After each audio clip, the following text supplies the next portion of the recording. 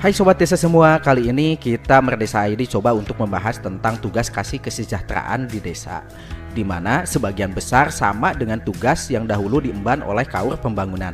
Hal ini berdasarkan pada apa yang tertuang dalam Permendagri nomor 84 tahun 2015 tentang SOTK Pemerintahan Desa. Jika Anda sudah membaca Permendagrinya, maka saya yakin Anda pun akan berpikiran sama seperti apa yang saya pikirkan. Sebelum kita ke pembahasan pokok, alangkah baiknya kita mengenal dulu apa itu kasih kesejahteraan desa. Mungkin sebagian dari kita masih banyak yang belum tahu sebenarnya apa itu kasih kesejahteraan desa. Kasih kesejahteraan desa dilihat dari Permendagri nomor 84 tahun 2015 adalah salah satu unsur perangkat desa yang membantu kepala desa sebagai pelaksana tugas operasional.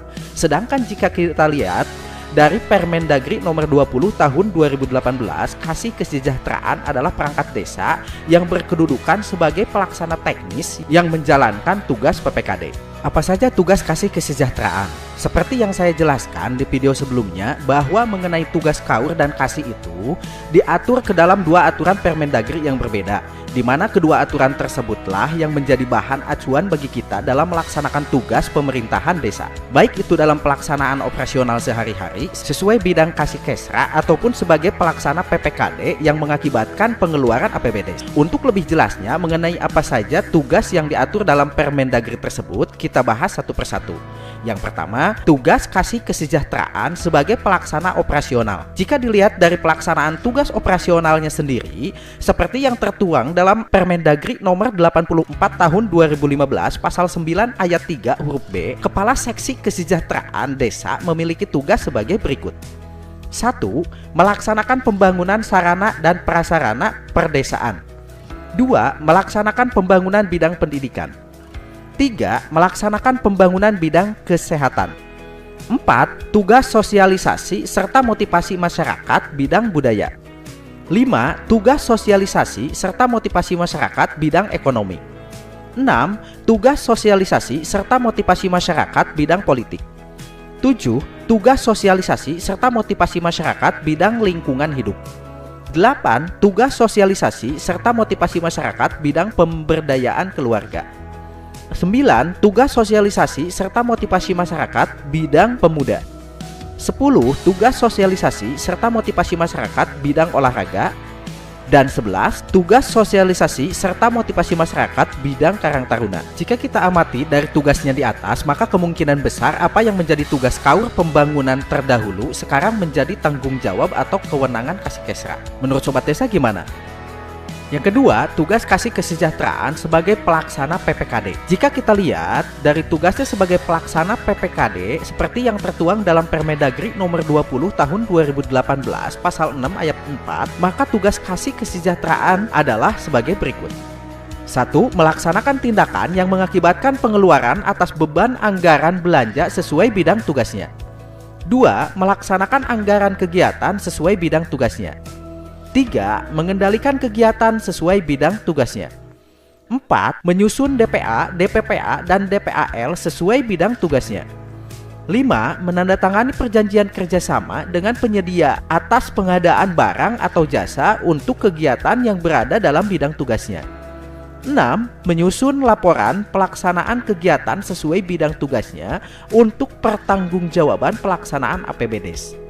Lalu, jika kita lihat lagi secara spesifik, menurut bidang yang ditangani di APBD, seperti apa yang tertuang dalam angka 2 pasal 6 ayat 4 Permendagri nomor 20 tahun 2018, kasih kesejahteraan desa mempunyai tugas kurang lebih sebagai berikut.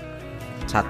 Pembangunan atau rehabilitasi atau peningkatan atau pengadaan sarana atau prasarana PAUD atau TK atau TPA atau TKA atau TPQ atau madrasah non-formal milik desa. 2. Pembangunan atau rehabilitasi atau peningkatan sarana prasarana perpustakaan atau taman baca desa atau sanggar belajar milik desa. 3. Pembangunan atau rehabilitasi atau peningkatan atau pengadaan sarana atau prasarana posyandu atau polindes atau PKD. 4. Pemeliharaan jalan desa. 5. Pemeliharaan jalan lingkungan permukiman atau gang. 6. Pemeliharaan jalan usaha tani. 7. Pemeliharaan jembatan milik desa. 8. Pemeliharaan prasarana jalan desa. 9. Pemeliharaan gedung atau prasarana balai desa atau balai kemasyarakatan. 10. Pemeliharaan pemakaman milik desa atau situs bersejarah milik desa atau petilasan milik desa. 11. Pemeliharaan embung milik desa. 12. Pembangunan atau rehabilitasi atau peningkatan atau pengerasan jalan desa. 13. Pembangunan atau rehabilitasi atau peningkatan atau pengerasan jalan lingkungan permukiman atau gang. 14. Pembangunan atau rehabilitasi atau peningkatan atau pengerasan jalan usaha tani. 15. Pembangunan atau rehabilitasi atau peningkatan atau pengerasan jembatan milik desa. 16. Pembangunan atau rehabilitasi atau peningkatan prasarana jalan desa seperti gorong-gorong, selokan, kulvert, drainase, dan prasarana jalan lainnya. 17. Pembangunan atau rehabilitasi atau peningkatan balai desa atau balai kemasyarakatan.